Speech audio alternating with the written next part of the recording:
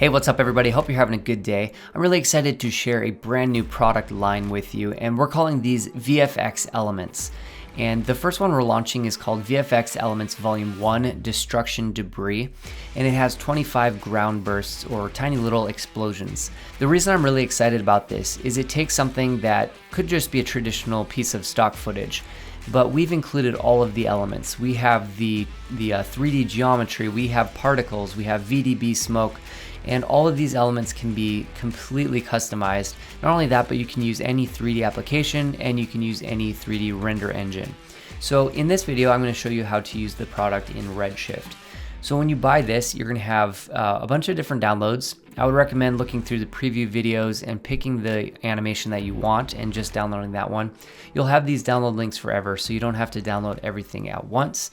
Once you've picked out an animation that you want and you download it, you're going to have a low resolution option and a high resolution option.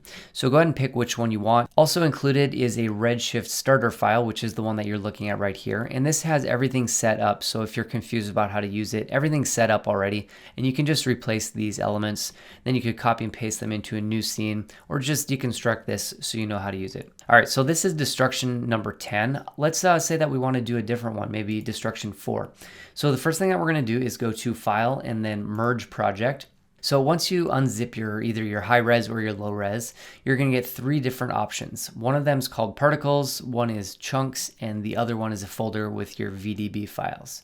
All right, so let's start with the chunks. So we'll import this, and this is an alembic file, so you can use this in any 3D application. Let's go ahead and just make sure that our scale is set to meters, and then we'll hit OK. All right, so if you look down here, we have a material tag on here. Let's just drag that up onto the new one, and then we'll delete the old destruction. All right, let me actually turn off these particles and the Redshift volume so we can see what we have. All right, so here's the geometry exploding and these chunks falling on the ground. And I do have a texture on here, which you can change to whatever you want, but we also have a polygon selection tag if you want to double click that. We have different selections on the top and the sides in case you wanted to texture those differently. So we do have that nice handy selection tag if you want. All right, so we have our chunks. Now let's add in our particles. And we're going to do that by going to File, Merge Project again, and we're going to go to that particles ABC file. All right, make sure that under points it says as particle geometry. You don't want polygon object, you want the particle geometry. And again, make sure the scale is in meters, hit OK, and now we have our new particles. So let's go to the old particles, and we have a tag here and texture. We'll just drag and drop those to the new one and delete the old one. Now we have our particles and our chunks, and we just have one last thing. Before we check out the VDB, actually, let me go ahead and fire up a render and we'll talk about these particles. And as you can see, these particles right now, they look very fine, like grains of sand, which is very cool. It adds a lot of detail to this explosion. And what we can do is change the scale if you want to. So if we go to our particles, under the tag here, we do have a scale multiplier. And if we change that to say 0.6, we're going to increase the size of those particles.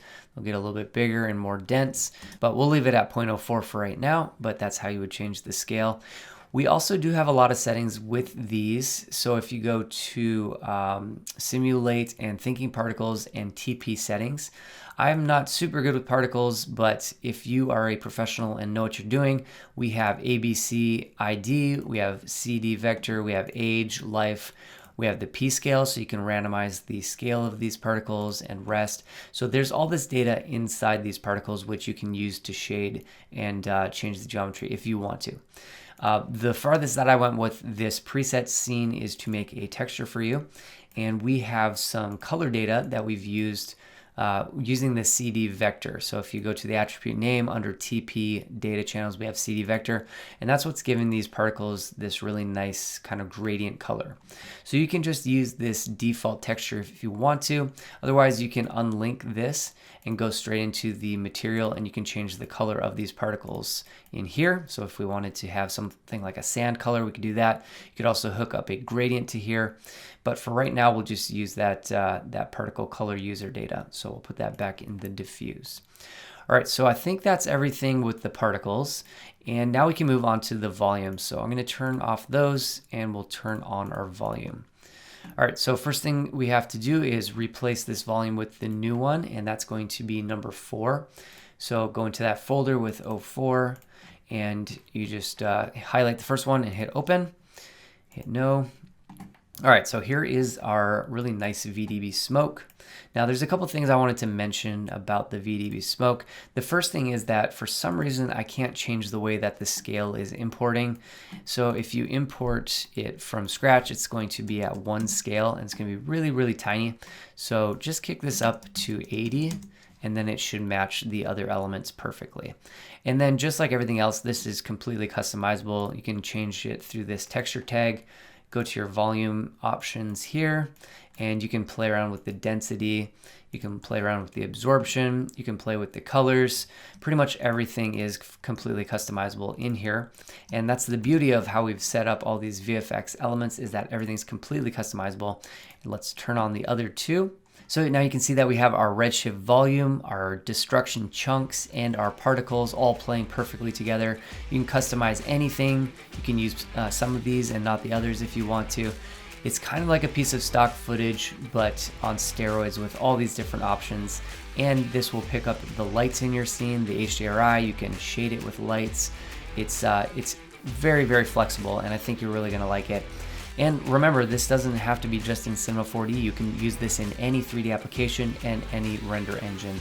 So this is VFX Elements Volume 1, Destruction Debris. I hope you enjoy them, and thank you for checking out Pixel Lab. Ciao.